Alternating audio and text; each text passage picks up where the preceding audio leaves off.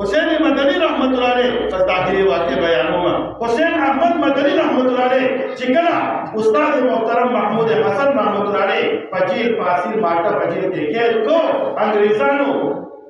د دې قرآن مجید په خاطر باندې د اسلام په خاطر باندې د تداوی چې زم استاد محترم خدمت وکړو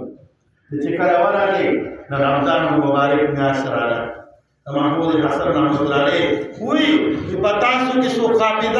حافظ قرآن شته کې جانو کې یو قسم ورته وی چې نشته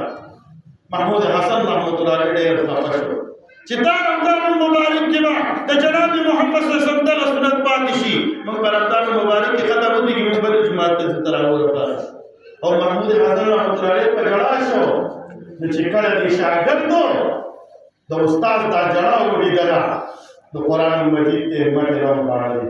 او کېناست ورته د درځي به یو سپاره یادوله څه به یادوله یو په 28 ورځو کې حافظ قرآن جوړ شو سورۃ کې نو خپل بچو ته قرآن مجید خایو کړه او په خپل به زکو کړه ان شاء الله تعالی الله رب عزت مال او تاسو قدیمه عمل کو توفیق راکړي یو خبره